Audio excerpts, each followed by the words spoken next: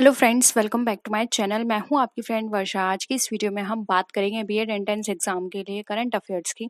Start करते हैं video को। वीडियो आपको पसंद आए तो वीडियो को लाइक कीजिए, फ्रेंड्स के साथ शेयर कीजिए और किसी भी तरह की कोई भी क्वेरी हो तो जरूर बताइएगा। स्टार्ट करते हैं और देखते हैं कि बीएड एंट्रेंस एग्जाम में किस तरह के क्वेश्चन पूछे जा सकते हैं। देखिए, drugs controller general of India यानी कि DCGI ने हाल ही में कोविड-19 के इलाज के लिए एक मौखिक दवा, ये जिसको हम ओरल ड्रग भी बोलते हैं, उसकी मंजूरी दी है, जिसे 2G कहा जाता है। 2G को रक्षा अनुसंधान विकास संगठन यानी कि DRDO, अभी की ये करंट न्यूज़ है, तो हो सकता है कि आपके एग्जाम में ये पूछ ली जाए। DRDO द्वारा आपातकालीन उपयोग के लिए विकसित किया गया है। ठीक है, तो DRDO ने ये दवा निकाली है कोविड-19 के लिए, जिसको हम क्या बोलेंगे, 2DG। 2DG का मतलब यहाँ देख लीजिए, 2 डिऑक्सी। ठीक है, तो ये निकाली है, किसने निकाली है? DRDO ने निकाली है और इसकी मंजूरी दे दी है, मार्केट में भी बहुत जल्दी आ जाएगी। ठीक है, और ये कैसी ड्रग है? तो ये ओरल ड्रग है। ठीक है, तो इसको नोट कर लीजिएगा, इम्पोर्टेंट है। नेक्स्ट है, ये जनवरी से रिलेटेड है। मैं आपको मिक्स कराऊंगी, लेकिन 6 मंथ्स की आपको मैं पूरी करा दूंगी। ये जनवरी की है, जनवरी 2021 से। सही वाहनों, सही की जगह यहाँ पे लिख लीजिएगा सभी। ठीक है, सभी वाहनों के लिए फास्टैग को अनिवार्य कर दिया गया है। वर्तमान में राष्ट्रीय राजमार्ग में 80% टोल कलेक्शन फास्टैग के माध्यम से किया जा रहा है, लेकिन सरकार ने ये कहा है कि हम इस आंकड़े को 100% तक पहुंचाने का प्रयास करेंगे। और उनका ये मानना है कि इसको हमें 100% करना है, क्योंकि इससे क्या होगा, बहुत सारे ऐसे जो काम होते हैं या फिर जो ब्लैक मनी होती है उसको रोका जा सकता है, जो फ्रॉड होता है उसको रोका जा सकता है इससे, फास्टैग से। और जो भी आप यात्रा करते समय जो भी परेशानियां होती हैं लोगों को, उसको भी यहाँ पे रिमूव किया जा सकता है इसके थ्रू। ठीक है, तो ये कब से अनिवार्य कर दिया गया है? जनवरी 2021 से। ठीक है, नेक्स्ट है, हाल ही में चीन ने तिब्बत में ब्रह्मपुत्र नदी पर एक बिजली परियोजना का प्रस्ताव रखा है। इस परियोजना का प्रस्ताव 14वीं पंचवर्षीय में किया गया है, यानी कि 14th 5 ईयर प्लान में किया गया है। 14वीं पंचवर्षीय योजना को 2021 यानी कि 2021 से क्रियान्वित किया जाएगा। मुख्य बिंदु, चीन ने इस पन बिजली परियोजना को ब्रह्मपुत्र नदी पर बनाया जाएगा। तो देखिए, यहाँ पर आपके 3 से 4 क्वेश्चंस बनते हैं। फर्स्ट, कि ये जो अभी पन बिजली परियोजना बनाई गई है वो किसके द्वारा? तो वो है चीन ने बनाई है तिब्बत में। कौन सी नदी पर? तो वो है ब्रह्मपुत्र नदी। फिर है, ये कौन सी पंचवर्षीय योजना के तहत है? तो ये 14वीं पंचवर्षीय योजना के तहत है। ठीक है, तो ये आपके यहाँ पे 3 से 4 क्वेश्चंस बन सकते हैं। फिर ये आ सकता है कि चीन ने 14वीं पंचवर्षीय योजना में किस तरह की योजना का वादा किया है, या क्या कौन सी योजना बनाएगा? तो वो होगी पनबिजली परियोजना। ठीक है, कौन सी नदी पर? ब्रह्मपुत्र नदी पर। तो घुमा फिरा के आपसे कोई भी क्वेश्चन पूछा जा सकता है, तो आप इसको नोट करके रखिए। नेक्स्ट है, कैम्ब्रिज डिक्शनरी ने हाल ही में क्वारंटाइन शब्द को वर्ड ऑफ द ईयर 2020 चुना है। इस शब्द को वर्ड ऑफ द ईयर इसलिए चुना गया है क्योंकि कैम्ब्रिज डिक्शनरी ऑफ इस वर्ड को सबसे अधिक सर्च किया गया है, यानी कि कैम्ब्रिज जो डिक्शनरी है उसमें सबसे ज़्यादा इस वर्ड को सर्च किया गया है, इसलिए इस वर्ड को वर्ल्ड ऑफ द ईयर 2020 चुना गया। यानी कि 2020 का जो वर्ल्ड ऑफ द ईयर किसको गया है? क्वारंटीन शब्द को गया है। और इस वर्ड ने लॉकडाउन और पैंडेमिक शब्द को भी पछाड़ दिया। यानी कि पैंडेमिक और जो लॉकडाउन है उसको कम लोगों ने सर्च किया है, सबसे ज़्यादा जो वर्ड सर्च हुआ है वो है क्वारंटाइन। तो क्वारंटाइन को वर्ल्ड ऑफ द ईयर 2020 चुना गया है। और ये किस डिक्शनरी द्वारा चुना गया है? वो है कैम्ब्रिज डिक्शनरी। पूछा जा सकता है। नेक्स्ट है, अंग्रेजी पेशेवर स्नूकर खिलाड़ी मार्क सेल्वी ने चौथी बार विश्व चैंपियनशिप जीती है। इस बार इन्होंने शॉन मर्फी को हराकर खिताब जीता। तो ये पूछा जा सकता है कि जो स्नूकर खिलाड़ी हैं उन्होंने कौन सी चैंपियनशिप जीती है? तो चौथी बार जीती है। और उन्होंने किनको हराया है? तो वो है शॉन मर्फी। ठीक है, स्पोर्ट्स से क्वेश्चंस आ जाते हैं इसीलिए। नेक्स्ट है, खेल मंत्रालय ने खेलो इंडिया प्रोग्राम को 2021 से 21-22 से 2025-26 तक बढ़ाने का निर्णय किया। यानी कि पहले ये प्रोग्राम सिर्फ 20-22 तक 21-22 तक था, लेकिन अब इसको 25-26 तक कर दिया गया है। ठीक है, 2025 से 26 तक इसको बढ़ा दिया है खेलो इंडिया प्रोग्राम। और ये किसके द्वारा किया गया है? खेल मंत्रालय के द्वारा किया गया है। नेक्स्ट है, मिताली राज अंतर्राष्ट्रीय क्रिकेट में 10,000 रन बनाने वाली पहली भारतीय महिला क्रिकेटर बन गई हैं। यानी कि ये भी पूछा जा सकता है कि महिला खिलाड़ी में वो कौन है जिन्होंने हाल ही में अंतर्राष्ट्रीय क्रिकेट में 10,000 रन बनाए हैं। तो आंसर होगा मिताली राज। फिर ये है, मिताली राज ने अंतर्राष्ट्रीय क्रिकेट में पहली भारतीय महिला का खिताब क्यों जीता है? क्योंकि उन्होंने 10,000 रन बनाए हैं। तो घुमा फिरा के क्वेश्चंस कैसे भी आपसे पूछे जा सकते हैं। ठीक है, तो हमने आपको 2 से 3 तरह से बता दिया कि क्वेश्चन किस तरह से आएंगे। नेक्स्ट है, भारतीय पहलवान बजरंग पुनिया ने विश्व में नंबर 1 रैंकिंग हासिल की है। उन्होंने माटेओ पेलिकोन रैंकिंग सीरीज में लगातार दूसरा स्वर्ण पदक जीतने के बाद यह रैंकिंग हासिल की है। तो ये पूछा जा सकता है कि हाल ही में मोटेओ पेलिकोन रैंकिंग सीरीज में लगातार दूसरा पदक जीतने वाले कौन हैं? तो वो है भारतीय पहलवान बजरंग पुनिया। फिर ये पूछा जा सकता है कि हाल ही में बजरंग पुनिया ने कौन सी सीरीज जीतकर विश्व में नंबर 1 रैंकिंग हासिल करी है? तो वो है मांटेओ पेलिकॉन। ठीक है, तो घुमा फिरा के क्वेश्चन पूछा जा सकता है। तो ये पूरा कॉन्सेप्ट आपको समझ में आना चाहिए, जिससे कि आप क्वेश्चन देखते ही इजीली उसका आंसर कर पाएं। ठीक है, ये भी पूछा जा सकता है कि बजरंग पुनिया किससे संबंधित है? क्रिकेट से संबंधित है, तीरंदाजी से संबंधित है, स्नूकर से संबंधित है, या पहलवानी से संबंधित है? तो आपको वहां पे आंसर करना होगा ये पहलवानी से संबंधित है। ठीक है,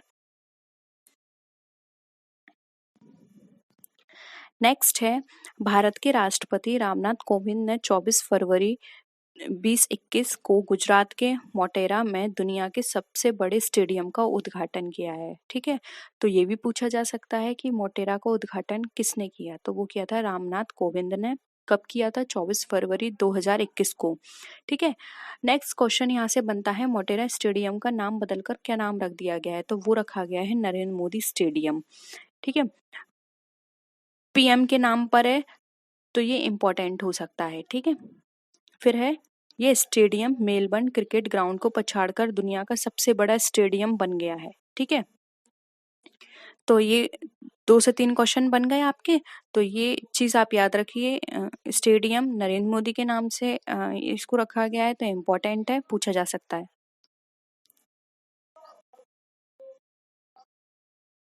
नेक्स्ट है, भारतीय क्रिकेट टीम के कप्तान विराट कोहली को आईसीसी ने दशक का सबसे बेहतरीन पुरुष खिलाड़ी चुना है। इसलिए इसके लिए विराट कोहली को सर गारफील्ड सोबर्स अवार्ड से सम्मानित किया गया है।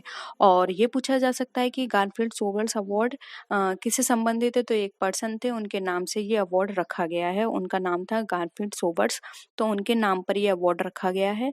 और ये भी पूछा जा सकता है घुमाकर कि हाल ही में गारफील्ड सोबर्स अवार्ड से किसे सम्मानित किया गया है? तो वो है विराट कोहली। इनको दशक का सबसे बेहतरीन पुरस्कार खिलाड़ी चुना है। नेक्स्ट है, केंद्र सरकार ने 2020-21 में 4 राज्य स्वामित्व वाले उधारदाताओं जैसे कि central bank of India, Indian overseas bank, bank of India और यूको बैंक में 14,500 करोड़ रुपए का निवेश करने की घोषणा की है। तो ये पूछे जा सकते हैं कि हाल ही में केंद्र सरकार ने किन 4 बैंक में निवेश करने की घोषणा की है? तो उसमें से ऐसा हो सकता है कि आपको 4 ऑप्शंस दिए होंगे, उनमें से एक ऑप्शन अलग होगा। तो ये होगा कि उनमें से कौन से बैंक नहीं है उस निवेश के अंतर्गत। तो आपको ये चारों बैंक याद करने हैं, central bank of India, Indian overseas bank, bank of India और यूको बैंक। और ये भी पूछा जा सकता है कि वो अमाउंट कितना है? तो वो अमाउंट है 14,500 करोड़ रुपए। ठीक है, नेक्स्ट है, 1 अप्रैल को मनाया जाता है उत्कल दिवस या उड़ीसा दिवस। यानी कि ये पूछा जा सकता है कि उत्कल दिवस कब मनाया जाता है? तो वो 1 अप्रैल है। अब इसको उड़ीसा के नाम से भी पूछा जा सकता है और उत्कल के नाम से भी। फिर है एक स्वतंत्र राज्य के रूप में पहचान के लिए संघर्ष के बाद उड़ीसा राज्य के गठन को याद करने के लिए इसको दिवस को मनाया जाता है, क्योंकि एक स्वतंत्र राज्य बना था और राज्य को मूल रूप से उड़ीसा कहा जाता था, लेकिन लोकसभा में इसका नाम बदलकर उड़ीसा कर दिया गया, यानी कि उड़ीसा से ओडिशा कर दिया गया। और ये जो टाइम था वो था मार्च 2011 में उड़ीसा विधेयक और संविधान विधेयक 113वां संशोधन पारित किया गया, जिसके अंतर्गत यहाँ पे उड़ीसा से उसका नाम ओडिशा रख दिया गया। ठीक है, तो ये टाइम पीरियड याद रखिए। फिर किस विधेयक में 113वां संशोधन था 2011 में, वहां पर इसको ये नाम चेंज कर दिया गया। ठीक है, अब देखिए इससे रिलेटेड कुछ और क्वेश्चंस भी हैं, जैसे कि उड़ीसा के मुख्यमंत्री पूछे जा सकते हैं। तो आपको पता होना चाहिए कि नवीन पटनायक है। उड़ीसा की आपको राजधानी पता होनी चाहिए, तो वो है भुवनेश्वर। और यहाँ के राज्यपाल कौन है, तो वो है गणेशी लाल। ठीक है, नेक्स्ट है एसबीआई ने जापान बैंक के साथ 1 बिलियन यूएसडी डॉलर, यूएसडी मतलब यूएस डॉलर 1 बिलियन का ऋण समझौता किया है। यह ऋण भारत में जापानी ऑटोमोबाइल के निर्माताओं, आपूर्तिकर्ताओं, डीलरों को प्रदान किए गए धन के समर्थन के खिलाफ पुनर्वित्त के रूप में है। यानी कि ये जापानी ऑटोमोबाइल के जितने भी निर्माता, आपूर्तिकर्ता होंगे उनको धन देने के समर्थन में पुनर्वित्त, यानी कि दोबारा उनको लोन देने के लिए है। तो ये किसके द्वारा किया गया है, एसबीआई और जापान बैंक के साथ इतने का समझौता किया गया है कॉन्ट्रैक्ट की, वो 1 बिलियन यूएस डॉलर में उनको लोन प्रोवाइड करेंगे। ठीक है, नेक्स्ट है निजी खपत और निवेश वृद्धि में मजबूत प्रतिफल के कारण विश्व बैंक ने वित्त वर्ष 2021 से 22 के लिए भारत की जीडीपी वृद्धि अनुमानों को 4.7% अंक से बढ़ाकर 10.1% तक कर दिया है। इससे पहले बैंक ने वित्त वर्ष 2022 के लिए जीडीपी की वृद्धि 5.4% रखी थी, यानी कि पहले 5.4 रखी थी, लेकिन अब उन्होंने फिर से इसको कितना कर दिया गया है, 4.7% अंक से बढ़ाकर 10.1% तक कर दिया है। ठीक है, अब इससे और क्वेश्चंस भी पूछे जा सकते हैं, जैसे कि विश्व बैंक का मुख्यालय तो वो है वॉशिंगटन डीसी में, संयुक्त राज्य अमेरिका में आता है। और विश्व बैंक का गठन कब हुआ था, तो ये हुआ था जुलाई 1944 में। ठीक है, नेक्स्ट आइए, मर्सिडीज स्टार लुइस हैमिल्टन ने बहरीन ग्रैंड प्रिक्स 2021 में जीत के साथ 8वें विश्व खिताब के लिए अपनी जीत दर्ज की। तो ये पूछा जा सकता है क्वेश्चन कि अभी हाल ही में बहरीन ग्रैंड प्रिक्स अवार्ड किसने जीता है, तो वो जीता है यहाँ पर लुइस हैमिल्टन ने। ठीक है, और ये कौन है, तो ये मर्सिडीज स्टार है। नेक्स्ट है वेरी इंपॉर्टेंट, केंद्र सरकार ने कोविड-19 महामारी से बड़ी कठिनाइयों के मद्देनजर आधार संख्या को स्थायी संख्या के साथ जोड़ने की समय सीमा 30 जून 2021 कर दिया है। यानी कि अब जो हमारे आधार कार्ड्स हैं वो हमारे जो भी हमारा पैन होता है, पैन कार्ड जिसको हम परमानेंट अकाउंट नंबर भी बोलते हैं, उसको जोड़ने की जो डेट है उसको बढ़ा दिया और ये कहा है कि वो 30 जून 2021 तक उसको जोड़ दिया, लोग उसको मर्ज करवा लें आपस में, जिससे कि जो भी कोविड-19 में ये इतनी बड़ी बीमारी है, महामारी है, उससे जो भी कठिनाइयां आ रही हैं उसको दूर किया जा सके। ठीक है, अब देखिए यहाँ पर आपको ये पता होना चाहिए कि यूआईडीएआई जिसको हम यूनिक आइडेंटिफिकेशन डेवलपमेंट अथॉरिटी, कुछ इस तरह से इसकी फुल फॉर्म है, मैं आपको बता दूंगी। ठीक है, कमेंट सेक्शन में, तो या फिर आपको पता हो तो आप कमेंट करिए। इसकी जो स्थापना है ये पूछी जा सकती है, तो 28 जनवरी 2009 है और इसका मुख्यालय नई दिल्ली में है। और इसके सीईओ पूछे जा सकते हैं, तो वो है सौरभ गर्ग। ठीक है,